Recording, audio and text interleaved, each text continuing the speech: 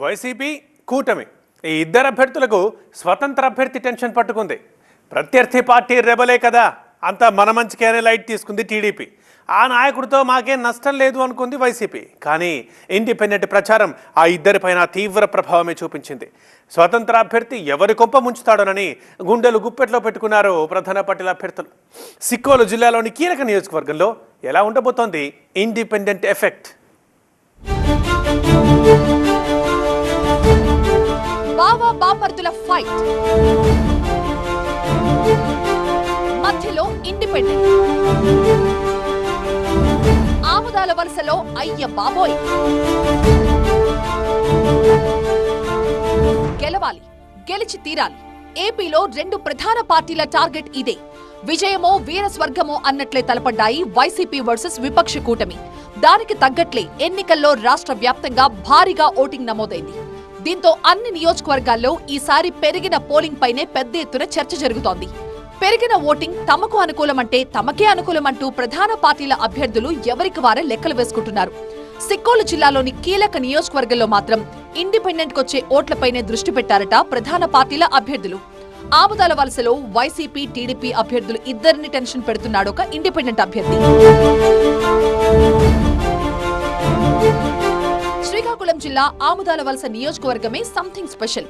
Speaker గా వ్యవహరించిన sitting MLA Tammineni Sitaram YCP నుంచి, విపక్ష కూటమి తరపున టీడీపీ అభ్యర్థి రవికుమార్ పోటీ పడ్డారు. ఆ ఇద్దరి మధ్య హోరాహోరీ పోరు జరిగిన మధ్యలో ఒక ఇండిపెండెంట్ ఇద్దరికి సవాల్ విసిరాడు. ఎందుకంటే వైసీపీ టీడీపీ అభ్యర్థులు పరస్పర విమర్శలు చేసుకుంటే, స్వతంత్ర అభ్యర్థి సువ్వారి గాంధీ బావా బావమరుదులైన తమ్మినేని సీతారాం, కూన రవికుమార్ ఇద్దరిని కూడా లక్ష్యంగా చేసుకుని ప్రచారం చేశారు. ఎన్నికల ముందు వరకు వైసీపీలో సంయుక్త కార్యదర్శిగా కొనసాగారు సువ్వారి గాంధీ. ఆముదాల వలస టికెట్ వస్తుందని ఆశలు పెట్టుకున్నారు. అయితే సిట్టింగ్ ఎమ్మెల్యే తమ్మినేని సీతారాంకే అధిష్టానం టికెట్ ప్రకటించడంతో సువ్వారి కుటుంబం వైసీపీని వీడింది.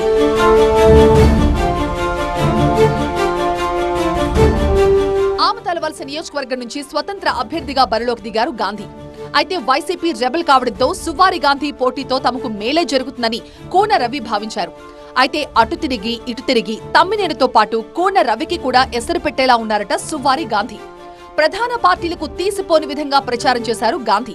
2009లో తమ్మినేని టీడీపీని వీడి ప్రజారాజ్యం తరపున పోటీ చేస్తే టీడీపీ నుంచి కూన రవి బావ తమ్మినేనితో తలపడ్డారు.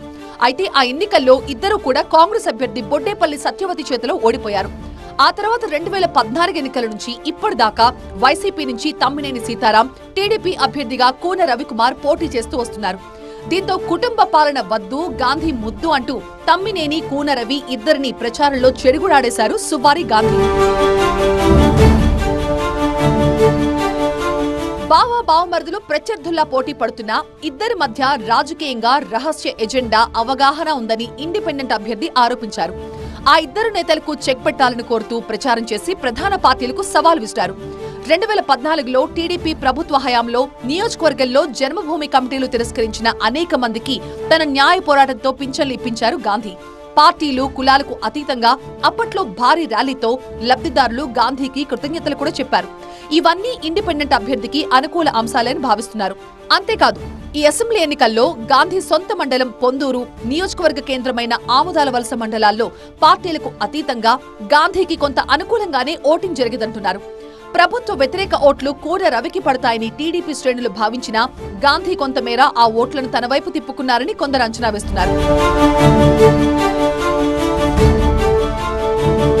ఎంత లేదన్నా ఆముదాల వలస స్వతంత్ర అభ్యర్థి గాంధీకి 10,000 దాకా ఓట్లు పోలయ్యే అవకాశం ఉందని ఎన్నికల సరళిని బట్టి ఒక అంచనాకొస్తున్నారట ప్రధాన పార్టీల అభ్యర్థులు. దీంతో తమ్మినేని సీతారాం, కూన రవి గెలుపోటములపై గుబులు మొదలైందట. ముఖాముఖి తేల్చుకుందామంటే మధ్యలో స్వతంత్ర అభ్యర్థి సువ్వారి గాంధీ పోటీతో ఎవరికి దెబ్బ పడుతుందో అన్న ఆందోళనలో ఉన్నారట నేతలిద్దరు. ఏమైనా స్వతంత్ర అభ్యర్థి ప్రభావంతో తమ్మినేని సీతారాం, కూన రవిలో ఎవరు గెలిచినా ఈసారి పెద్దగా మెజారిటీ అయితే రాదు అన్నది మాత్రం వాస్తవం.